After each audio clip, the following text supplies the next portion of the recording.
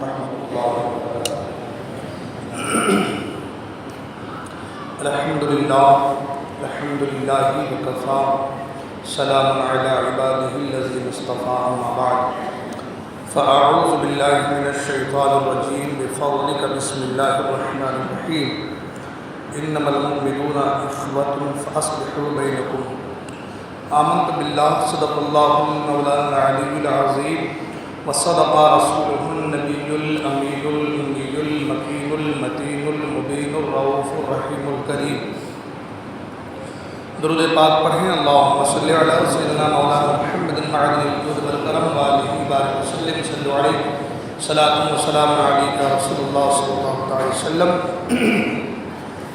ایک کلام کے 2-3 شعر پیش کرنے کی سعادت حاصل کر رہا ہوں، توجہ کا طالب ہوں، توجہ کے ساتھ سماعت فرمائیں۔ یا خدا بہر جناب مصطفیٰ امداد کن، یا خدا بہر جناب مصطفیٰ امداد کن، یا خدا بہر جناب مصطفیٰ امداد کن، یا رسول اللہ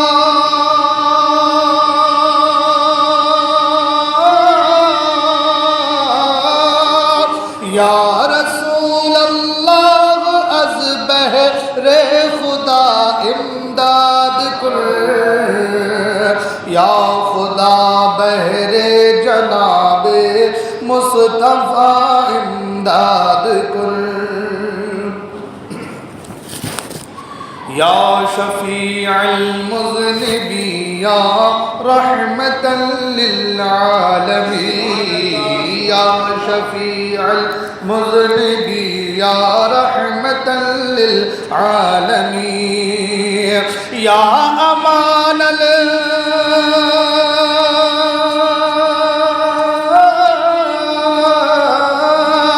یا امان الخائفین یا ملتجا امداد کن، یا خدا بہر جناب مصطفیٰ امداد کن، اور اے مغیث اے غوث اے مغیث اے غوث اے غیث اے غیاث نشأتین، اے مغیث اے غوث اے غیث اے غیاث نشأتین، اے غنی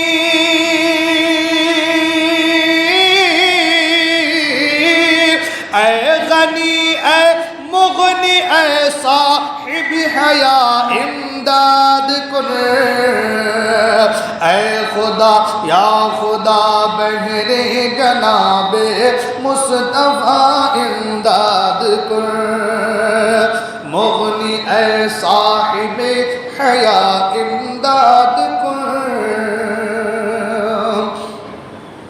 اور تیرا اے گدایت جن و انس و حور غلمان و ملک، اے گدایت جن و انس و حور غلمان و ملک، وے فدایت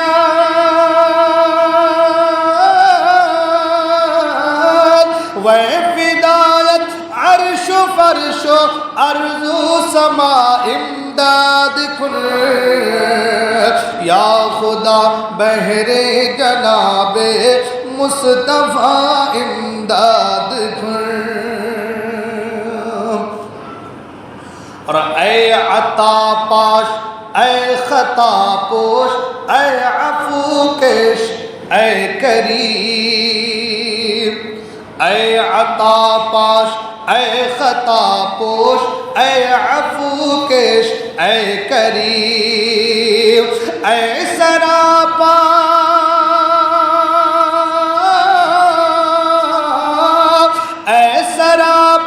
رافت رب العلا امداد کن، یا خدا بہر جناب مصطفیٰ امداد کن۔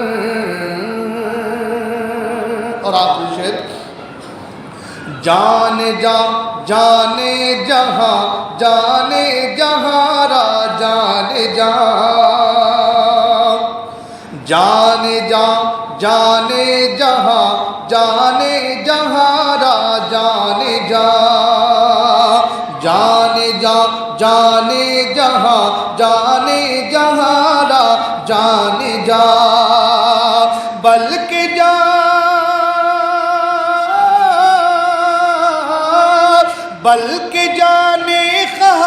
بلکہ جانے خاک نال نت شہا امداد کن۔ یا خدا بہر جناب مصطفیٰ امداد کن۔ یا خدا بہر جناب مصطفیٰ امداد کن۔ درود پاک پڑھیں، اللہم صلی علی سیدنا مولانا محمد معدن الجود والکرم منبع العلم والحلم والحکم والہ الکرام ابنہ الکریم بارک وسلم صلو علیہ صلاۃ و سلام علیک یا رسول اللہ صلی اللہ علیہ وسلم۔ پچھلے جمعہ کو کچھ باتیں میں نے ہمارے اور آپ کے ہم سبوں کے اصلاح کے لیے اور فلسطین کے حالات اور ساتھ ہی ساتھ مسلمان کا کردار کیا ہونا چاہیے، اور ساتھ ہی ساتھ یہ بھی بیان کرنے کی کوشش کی تھی کہ اللہ تبارک و تعالیٰ کی مدد کیسے آئے اور کب آئے۔ اللہ تبارک و تعالیٰ قرآن مجید میں ارشاد فرماتا ہے، انما المؤمنون اخوۃ فاصلحوا بین اخویکم واتقوا اللہ لعلکم ترحمون۔ اللہ فرماتا ہے کہ صرف مسلمان بھائی بھائی ہیں، مسلمان آپس میں بھائی بھائی ہیں، تو اپنے دو بھائیوں میں صلح کرا دو۔ بھائی آپس میں، وہ مسلمان آپس میں بھائی بھائی ہیں تو اپنے دو بھائیوں میں صلح کرا دو، اور فرمایا اللہ سے ڈرو، واتقوا اللہ، اور اللہ سے ڈرو، لعلکم ترحمون، تاکہ تم پر رحمت ہو، تاکہ تم پر رحم کیا جائے۔ پتہ یہ چلا قرآن مجید کی اس آیت سے کہ مسلمان آپس میں بھائی بھائی ہیں، اور جب مسلمان آپس میں بھائی بھائی ہیں تو بھائی کو چاہیے کہ اپنی بھائی کی ہر ضرورت کو پورا کرے۔ فرمایا گیا کہ جو مسلمان کسی دوسرے مسلمان کی تکلیف یا اس کی ضرورتوں کو پورا کرتا ہے، اس پر ظلم نہیں کرتا، اس پر تکلیفیں نہیں ڈھاتا، کسی کی ضرورتوں کو پورا کرتا ہے، تو اللہ تعالیٰ اس کی ضرورت کو پورا کرتا ہے۔ اور جو شخص کسی مسلمان سے مصیبت کو دور کرتا ہے تو اللہ تعالیٰ قیامت کے دن اس کے مصائب میں سے، مصیبتوں میں سے کوئی مصیبت کو دور فرمائے گا۔ اور فرمایا کہ جو مسلمان کسی مسلمان کا پردہ رکھتا ہے، کسی مسلمان کے عیبوں کو چھپاتا ہے، قیامت کے دن اللہ تعالیٰ اس کا پردہ رکھے گا، یعنی قیامت میں اللہ تعالیٰ اس کے عیبوں کو چھپائے گا۔ مسلمان آپس میں بھائی بھائی ہیں۔ حضرت نعمان بن بشیر رضی اللہ تعالیٰ سے روایت ہے کہ اللہ کے رسول صلی اللہ تعالیٰ علیہ وسلم ارشاد فرماتے ہیں کہ سارے مسلمان ایک شخص کی طرح ہیں، جب اس کی آنکھ میں تکلیف ہوگی تو سارے جسم میں تکلیف ہوگی۔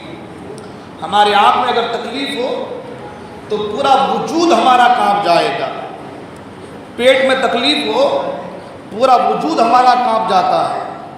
اللہ کے رسول نے فرمایا کہ مسلمان کے تعلق سے ایک شخص کی طرح ہے کہ اس کی آنکھ میں تکلیف ہو تو پورے بدن میں تکلیف ہے، اس کے سر میں درد ہو تو سارے جسم میں درد ہوگا۔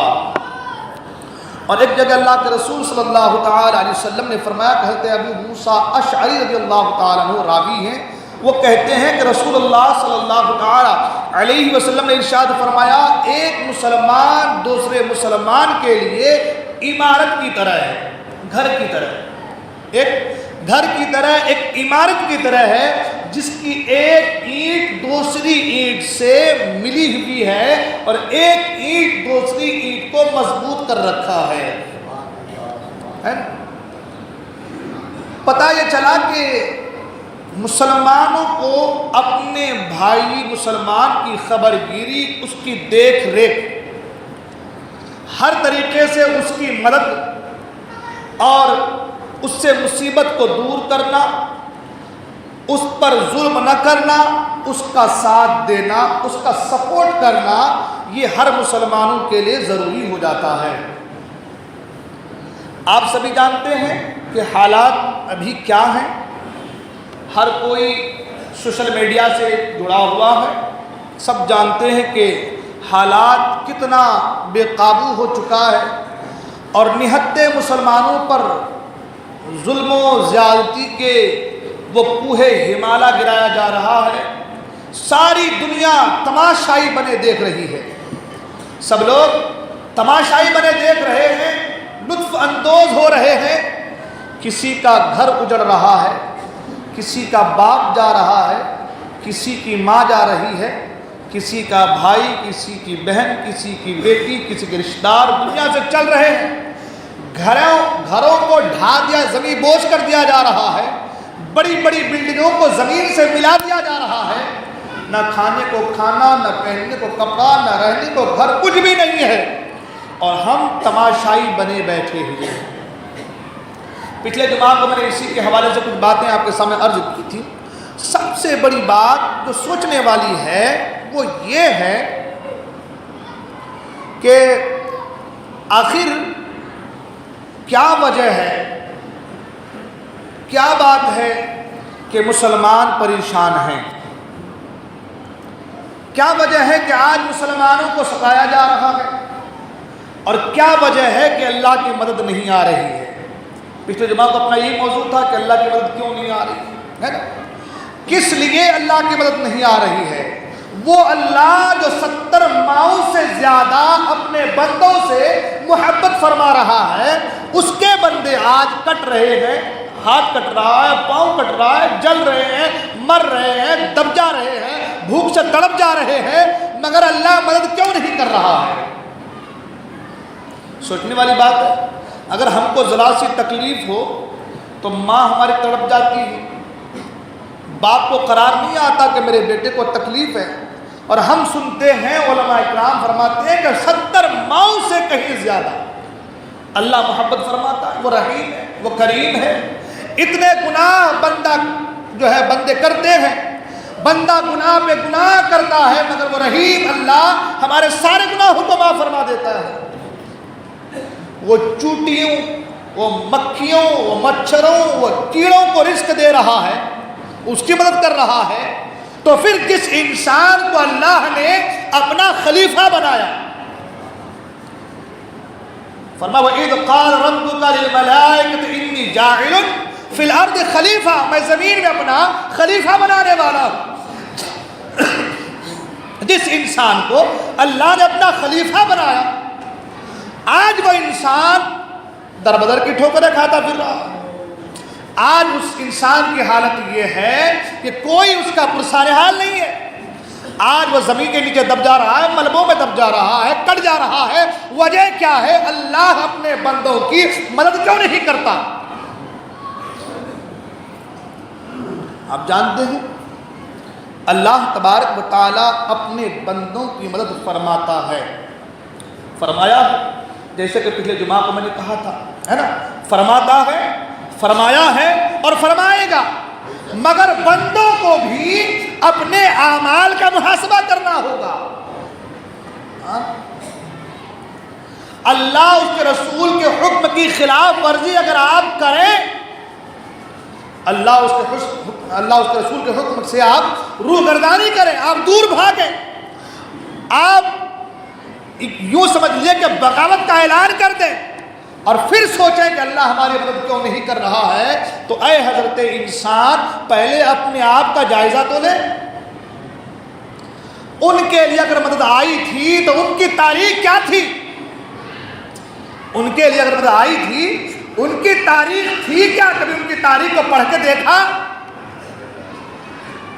جنگ خندق کا موقع ہے، جنگ خندق کا موقع ہے، 1 مہینے تک صحابہ خندق کھود رہے، گرمی کا موسم، عرب کا وہ ریگستان، گرمی کا موسم، اور صحابہ کے ساتھ حضور بھی خندق کھود رہے ہیں، اور 1 مہینے تک خندق بھی کھودا جا رہا ہے اور کفاروں سے لڑائی بھی چل رہی ہے۔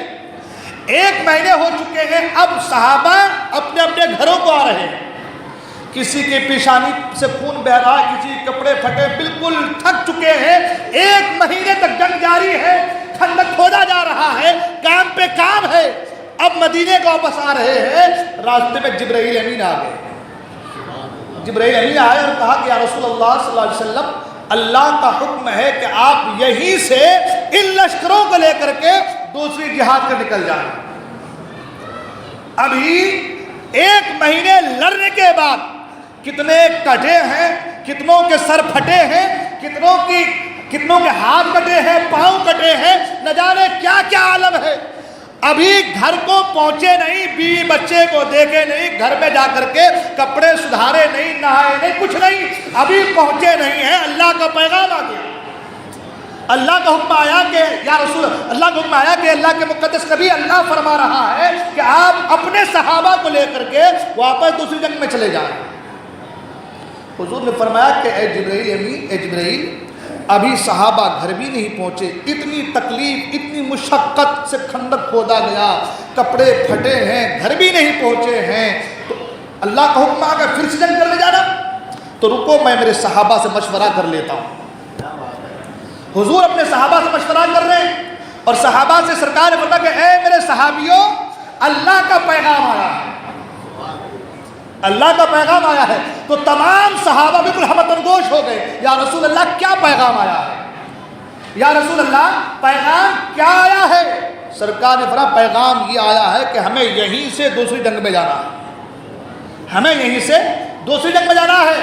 اللہ کے رسول نے جب یہ جملہ کہا تو کسی صحابی نے یہ نہیں کہا کہ رسول اللہ بس مدینہ تو قریب ہے، ہمیں گھر جانے دیجئے، بیوی کا چہرہ دیکھ لیتے ہیں، بچوں کے ماتھے کو بوسہ دے دیتے ہیں، کپڑے بدل لیتے ہیں، نہا کے واپس آتے ہیں، ہمارے جسم سے خون رس رہا ہے، خون ٹپک رہا ہے، گھر جانے کی اجازت دے دیں۔ کسی صحابی نے یہ نہیں کہا، بلکہ ہر ایک کی زبان پر یہی جملہ تھا کہ یا رسول اللہ اگر یہ اللہ کا پیغام ہے تو ہمیں گھر جانے کی ضرورت نہیں ہے، واپس چلتے ہیں پھر جنگ کی طرف، واپس چلتے ہیں پھر جنگ کی طرف۔ میں پوچھنا چاہتا ہوں، دعوت فکر دینا چاہتا ہوں، آج ہم کس زبان سے کہہ دیتے ہیں کہ اللہ کی مدد نہیں آ رہی ہے؟ ہم کس زبان سے کہہ دیتے ہیں کہ اللہ کی مدد نہیں آ رہی ہے؟ اللہ کی مدد آئے گی۔ وہ کسی نے کہا نا آج بھی ہو ابراہیم سا ایما پیدا، آگ کر سکتی ہے انداز گلشدہ پیدا۔ اللہ کی مدد آئے گی، اللہ تو کہہ نصر من اللہ و فتح قریب، اللہ کی مدد تو قریب ہے، اللہ تو مدد کرے گا، فرمائے گا، مگر سب سے پہلے ہمیں اللہ اس کے رسول کی اطاعت تو ہم پر لازم و ضروری ہے، اس کو بھی تو بجا لانا ہے۔ وہ صحابہ اکرام تھے، ان کی زندگیاں یہ تھی کہ جہاں اللہ اس کے رسول کا حکم آ گیا وہ تمام تر چیزیں بعد میں، حکم خدا حکم رسول پہلے۔ وہ قرآن کو سمجھتے تھے، قرآن کو جانتے تھے، قرآن کو صرف پڑھا نہیں تھا، قرآن پر عمل کرنے کی کوشش کی تھی۔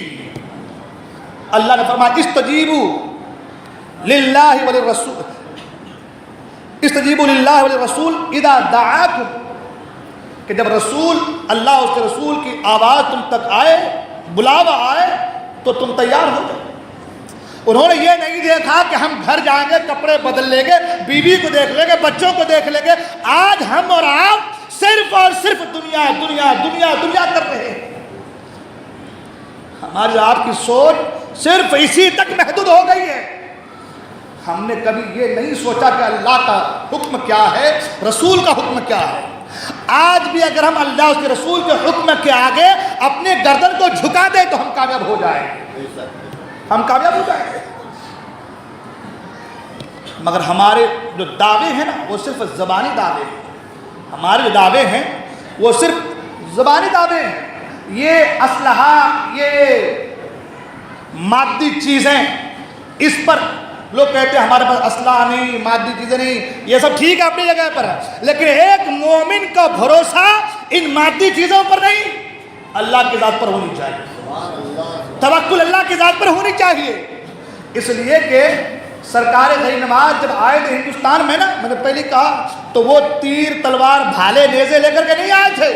اس سے پہلے بھی بادشاہ ہندوستان پر قبضہ جمانے کے لیے آگے بڑھے, مگر سب تھک ہار کر پیچھے آ گئے. کسی نے کہا تھا غریب نواز سے کہ اے معین الدین, پرتھوی راج چوہان کے پاس جا رہے ہیں, ہاں اتنے بڑے وقت کے سپر پاور سے لڑنے جا رہے ہیں اور اسلحہ کچھ بھی نہیں.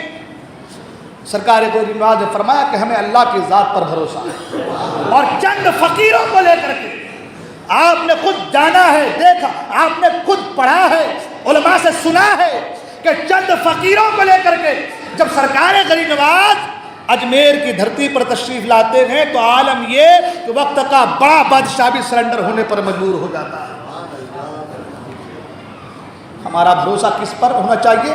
اللہ کی ذات پر ہونا چاہیے. جب آپ کے دل میں اللہ کی محبت, اللہ کے رسول کی محبت آ جائے گی تو آپ کامیاب ہو جائیں گے. اللہ کے رسول کی محبت آ جائے گی آپ کامیاب ہو جائیں گے. آپ کو بتا دوں کہ مرتبہ ایک جنگ کے حوالے سے اللہ کے رسول صلی اللہ علیہ وسلم نے اعلان فرمایا. لوگ سوچتے تھے آج صرف جنگ کے بارے کئی دنوں سے بتا رہے ہیں. وجہ یہ کہ ذرا ہم بھی تو دیکھیں نا کہ ہم آج خائب و خاسر کیوں ہیں, آج ہم پریشان کیوں ہیں. حضور نے فرمایا تھا نا, ایک زمانہ آئے گا کہ میری امت پر کفاروں کا خوف غالب آ جائے گا, ان کا رعب غالب آ جائے گا. آج ہم کروڑوں ہیں مگر ڈرے ڈرے سہمے سہمے سے نظر آ رہے ہیں, ڈرے ڈرے سہمے سہمے سے نظر آ رہے ہیں. وجہ کیا؟ ہمیں صرف اپنے زندہ ہونے کی فکر ہے, زندہ رہنے کی فکر ہے, ہمیں صرف اپنے زندہ رہنے کی فکر ہے. بس میں بچ جاؤں, میں سیف ہو جاؤں, یہ چیز ہے. ایک جنگ کے لیے اللہ کے رسول صلی اللہ علیہ وسلم نے آواز دی کہ جتنے بھی ہیں گھر میں سب نکلو گھر سے. تو جتنے نوجوان تھے, جتنے لوگ تھے, سب گھر سے نکل گئے, سب نکل کر کے باہر آئے. ایک عورت اپنے ساتھ ایک 1.5 سال کے بچے کو لے کر کے آئی, ایک 1.5 سال کے بچے کو لے کر کے آئی عورت. اور جب آئی تو حضور کے بارے میں, حضور میرا شوہر پچھلے جنگ میں شہید ہو چکا ہے, میرا نہ کوئی بھائی ہے نہ کوئی بیٹا ہے, اور اس کے علاوہ حضور آپ نے جب کہا کہ جتنے مرد ہیں وہ سب گھر سے باہر نکلے ہیں, تو میرے گھر میں چھوٹا سا بیٹا تھا, مجھے شرم آئی کہ یہ مرد ہے, میرا بیٹا ہے, لڑکا ہے, یہ میرے گھر میں رہے, اسے میں لے کر کے آئی ہوں آپ کی بارگاہ, اسے آپ کی بارگاہ میں لے کر کے آئی. کتنے سال کا بچہ؟ 1.5 سال کا بچہ, اسے آپ کی بارگاہ میں لے کر کے آئی ہوں. اور حضور میں جانتا ہوں کہ نہ یہ تلوار اٹھا سکتا ہے, نہ تیر اٹھا سکتا ہے, نہ لڑ سکتا ہے, ابھی اس کے اندر چلنے کی بھی صحیح صلاحیت نہیں ہے, یہ کچھ نہیں کر سکتا. لیکن حضور اتنی بات میں جانتی ہوں کہ اس بچے کو آپ کسی مجاہد کے ہاتھ میں دے دیں کہ جب مجاہد لڑے اور کوئی تیر اس مجاہد کے طرف کوئی مارے تو میرے اس بچے سے اس تیر کو روکے. کم سے کم میرا یہ بچہ اس تیر کو روکنے کے تو کام آئے گا. کم سے کم میرا یہ بچہ کفاروں کے تیر سے مجاہد کو تو بچائے گا, اس کام کے تو میرا بچہ رہے. کم سے کم یہ جذبہ اور یہ حوصلہ جب انسان کے دل میں پیدا ہوتا ہے تو اللہ تعالیٰ انہی لوگوں کے لیے آسمان سے فرشتوں کو نازل فرما دیتا ہے. ایسے ہی لوگوں کے آسمان سے فرشتے آتے ہیں, ایسی لوگوں کی مدد ہوتی ہے.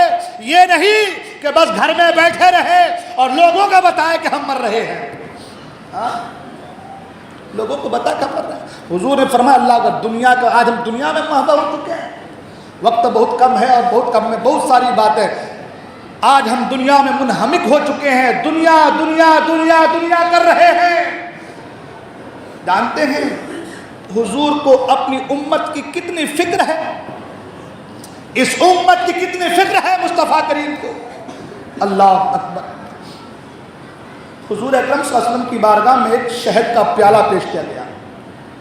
حضور پینا چاہ رہے تھے, کسی چیز کو اس سے ہٹایا, دور کیا.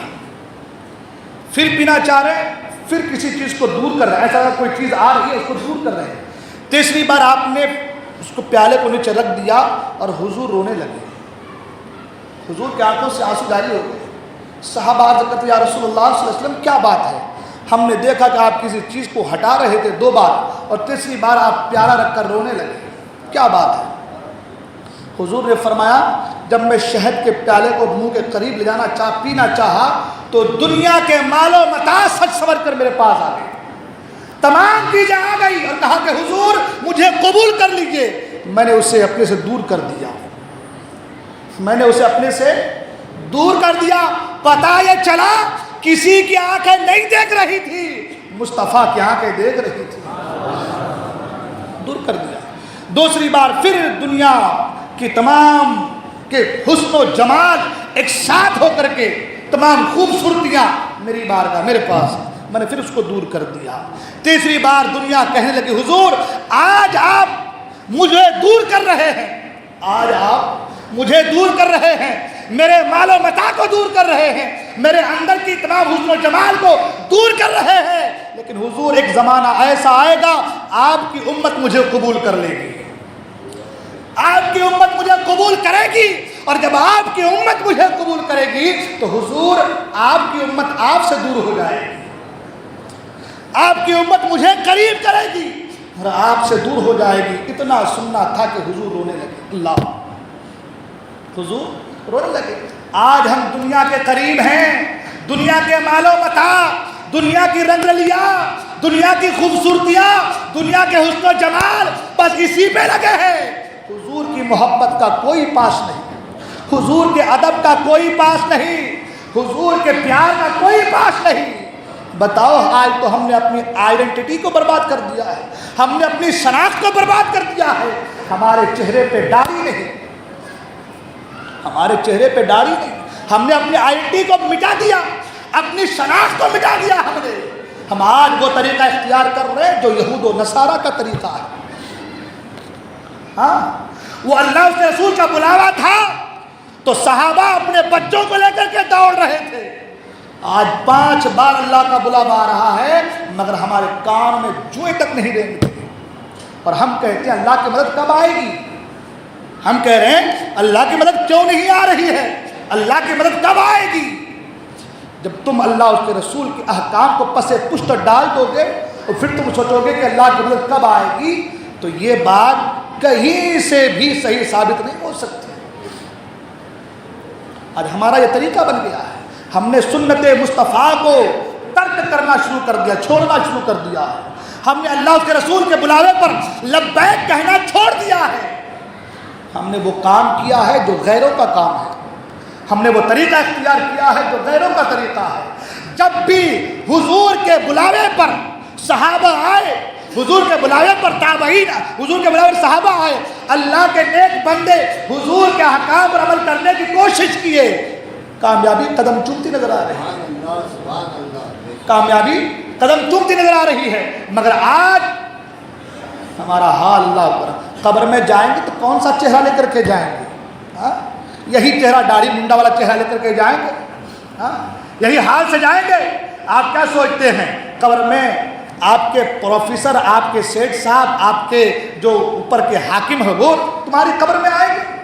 جن کے لیے تم داڑھی منڈا رہے, تمہارے دوست, تمہارے رشتے دار, یا تمہارا حاکم, یا تمہارا اوپر کا مالک جو ہے تمہارے کام کاج میں, وہ قبر میں تمہارے آئیں گے؟ نہیں. قبر میں اگر کوئی آئے گا تو مصطفیٰ کی ذات آئیں گی.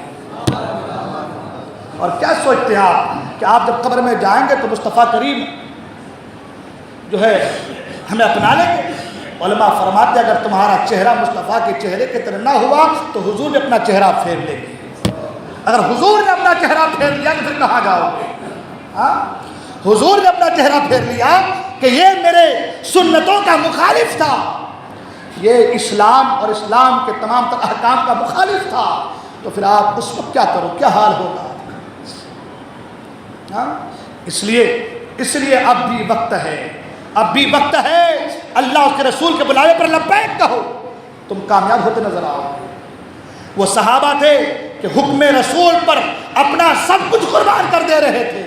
آج ہم ہیں 5 وقت اللہ کا بلاوا آ رہا ہے، مگر ہم مسجد کے باہر بیٹھے ہیں، اندر آنے کی توفیق نہیں ہے ہماری، مسجد کے باہر رہ کر کے اندر آنے کی توفیق نہیں ہے۔ آپ جانتے ہیں، آپ پڑھیں غیروں کے جو ہے کتابوں کو یا ان کے جو مضامین ہیں ان کو پڑھیں تو آپ کو معلوم چلے گا۔ ایک اتنا سا چھوٹا سا اسرائیل، میں نے پچھلی بار اسرائیل کے حوالے سے اس کی پوری ہسٹری بیان کی تھی، بتایا تھا، ایک اتنا سا اسرائیل 56 دیش 57 دیش ملک مسلمانوں کے ہیں، بیچ میں رہ کر کے وہ اکیلا پورے فلسطین کے بچوں کو مار رہا ہے، گھر اجاڑ دے رہا ہے، گھر ختم کر دے رہا ہے، مگر کسی کے پاس اتنی طاقت نہیں کہ اپنی زبان کھول کر کے کہے کہ تم ایسا کیوں کر رہے ہو، سب غلام بنے پڑے ہوئے ہیں۔ اور آج تو حال یہ ہے کہ لوگ کہتے ہیں وہ مکے والوں کو مدینے والوں کو برا نہیں کہنا، کیوں بھائی؟ ان کو برا نہیں کہنا چاہیے، وہ لوگ جو ہے عرب میں رہ رہے ہیں، عرب اچھی جگہ ہے، حضور کی جائے پیدائش ہے، تو وہاں کے لوگ خراب نہیں کہنا چاہیے۔ آپ دیکھو، آپ سوشل میڈیا کے تھرو آپ کو معلوم چلے گا کیا حال ہے ان کے۔ حال یہ ہے کہ یہاں مسلمانوں کو مارا جا رہا ہے فلسطین میں، اور وہاں ریاض میں وہ لوگ آرام سے ناچ کی محفل قائم کیے ہوئے، پورا سعودی عرب ناچ رہا ہے، شراب و شباب میں پھرکا ہوا ہے۔ کہاں گئے وہ لوگ جو یہودیوں کے اور وہابیوں کے اور دیابانہ کے سپورٹ میں کھڑے ہوتے ہیں؟ اب تمہاری زبان کیوں بند ہے جب سعودی کے حکمران اور سعودی لوگ ناچ اور گانے شراب و شباب میں ڈوبے ہوئے ہیں اور فلسطین کے مسلمانوں کو مارا جا رہا ہے؟ ابھی کل کی خبر آئی، سعودی کا امام السدیس، اس نے کہا فلسطین میں جو لوگوں کو مارا جا رہا ہے وہ فتنہ ہے، فتنہ، ان کے چکر میں نہ پڑے، مارنے دو ان کو۔ یہ ان کے کل کے جو ہے کل کی بولی، ان کے کل کی۔ ہم یہاں مر رہے ہیں، ہمارا سینہ جل رہا ہے، ہمارے بھائی ہیں وہ۔ حضور نے فرمایا مسلمان ایک عمارت کی طرح ہے۔ حضور نے فرمایا مسلمان، قرآن نے کہا انما المؤمنون اخوہ، مسلمان آپس میں بھائی بھائی ہیں۔ مسلمان ایک شخص کی طرح، حضور نے فرمایا کہ اگر سر میں درد ہو تو پورے وجود میں درد ہے، آنکھ میں تکلیف ہو تو پورے جسم میں تکلیف ہے۔ یہ حدیث کہہ رہی ہے اور یہ قرآن کہہ رہا ہے، اور یہ کہہ رہے مسلمانوں کو مارنے دو، وہ فتنے والے لوگ ہیں۔ اب بھی کسی کی آنکھیں نہیں کھلیں گی۔ اب بھی یہ جو وہابی کے سپورٹر ہیں نا، جن کو وہابیوں کا پیسہ آتا ہے، جو بہت زیادہ عقیدے کو جاننے والے لوگ ہیں، عقیدہ کا عقیدہ توحید صرف یہی ہے کہ سر کو جھکایا جائے، صرف نماز پڑھ لیا ہو گیا، جہاد فرض نہیں ہے، ایک بھائی کو دیکھنا یہ ضروری نہیں ہے، مسلمان کی خبر گیری کرنا یہ ضروری نہیں ہے۔ یہی عقیدہ توحید ہے، اسی کو عقیدہ توحید کہا گیا ہے۔ نہ جانے کس پہ ڈوبے ہوئے ہم لوگ، ہمارے بھائیوں کو مارا جا رہا ہے۔ آپ کہیں گے کیا کر سکتے ہیں؟ میں نے کہا نہ تلوار نہ تیر نہ بھالے، کچھ نہیں۔ اگر 56-57 ملک کے مسلمان کھڑے ہو جائے اور زبان سے کہے خبردار بند کر دے تو کل ہی بند ہو جائے گا، آج ہی بند ہو جائے گا۔ مگر غلام بنے پڑے ہم لوگ، ہم کیا کر رہے ہیں؟ غلام بنے ہوئے ہیں۔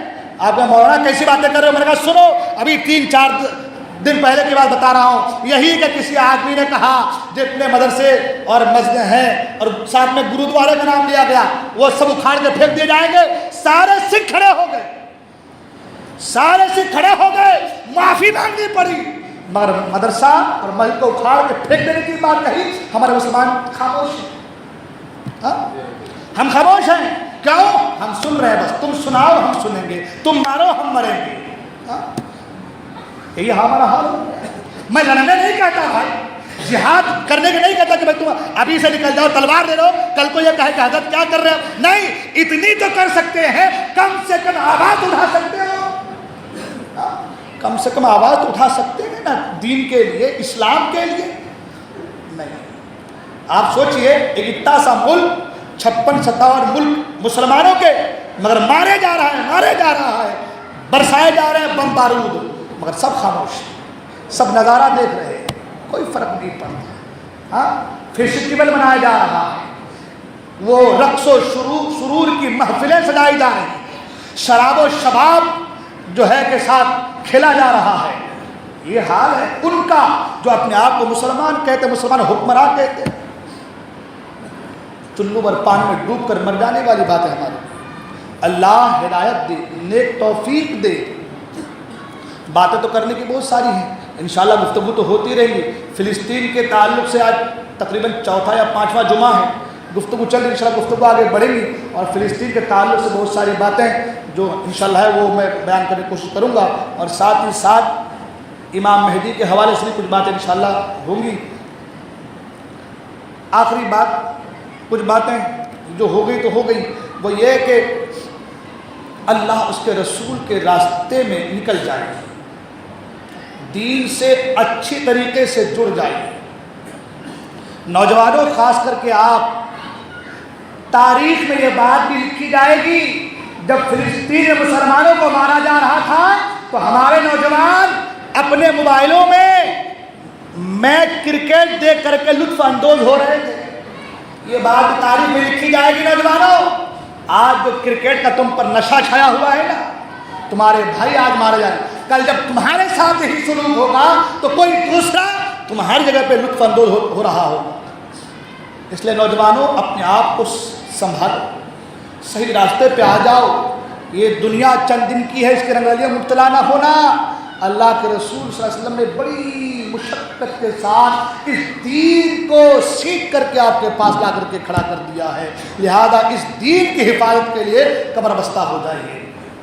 ساتھ ہی ساتھ ایک اعلان یہ کہ آپ دیکھ رہے ہیں ماشاءاللہ کئی دنوں سے مسجد کے اوپر کا کام چل رہا ہے، مسجد کے اوپر کا تعمیری کام چل رہا ہے ماشاءاللہ۔ آپ جانتے ہیں کہ مسجد اللہ کا گھر ہے نا، اور جو اللہ کے گھر کو آباد کرتا ہے اللہ اس کو آباد فرماتا ہے نا۔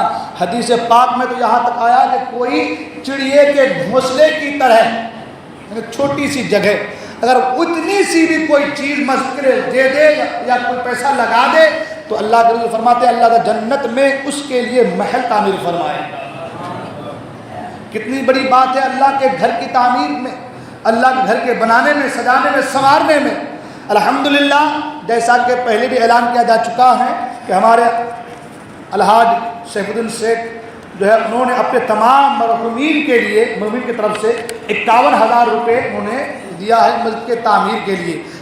اسی طریقے سے 50,000 روپے کی سیمنٹ، اب وہ جتنی بوری بھی آئے وہ ہمارے ڈاکٹر سلیم صاحب نے جو ہے دیا ہے ماشاءاللہ، اللہ قبول فرمائے۔ اور ساتھ ہی ساتھ ایک خاتون نتھی بھی بشیر کھاٹک، انہوں نے شاید اپنے رقم کو توڑ کر کے، اللہ اکبر، اور 5 کنٹل 6 کلو اثاری مسجد کے تعمیر میں دیا، سبحان اللہ۔ یہ بہت بڑا حوصلہ، بہت بڑا جذبہ ہے یہ کہ اپنے رقم کو توڑ کر کے یہ پیسہ مسجد میں دیا۔ کیوں دیا ہے؟ پتہ ہے کہ اللہ کا گھر تعمیر ہو جائے گا تو اللہ جنت میں میرے لیے محل بنا دے گا، ہے نا۔ یہ ان کے جذبوں کو سلام، اللہ ان کے دینوں کو قبول فرمائے۔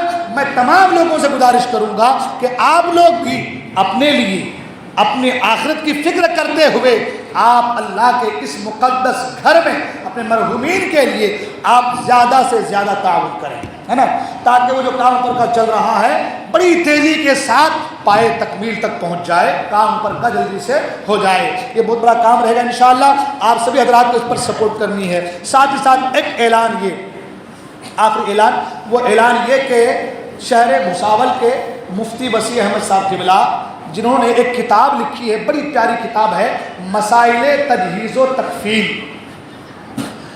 جانتے ہیں یہاں والے سب مسائل میں بہت زیادہ محور رہتے ہیں، بڑی پیاری کتاب ہے، صحیح بتا رہا ہوں، جب میں نے کتاب کو پڑھا 17 یا 18 اس میں صرف باب ہے، یعنی یوں سمجھ لیجیے کہ بہار شریعت اور دیگر کتابوں کو نچوڑ کر کے تمام تر مسائل کو آپ نے ایک جگہ جمع فرما دیا ہے، تمام تر۔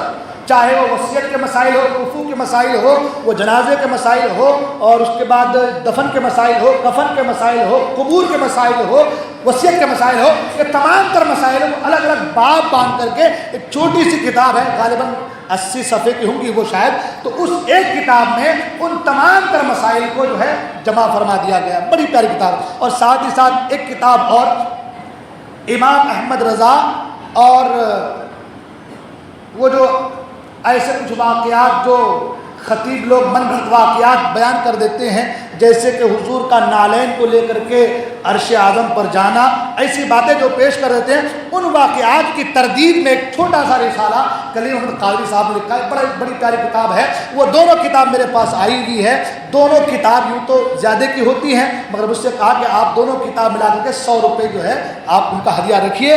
تو 100 روپے دونوں کتابوں کو ملا کے 100 روپے قیمت ہے. باہر بچہ کھڑا رہے گا. گزارش ہے ضرور بالضرور ان کتابوں کو لیں، اپنے مرحومین کے ایصال ثواب کے لیے کتابوں کو لے کر کے تقسیم کریں.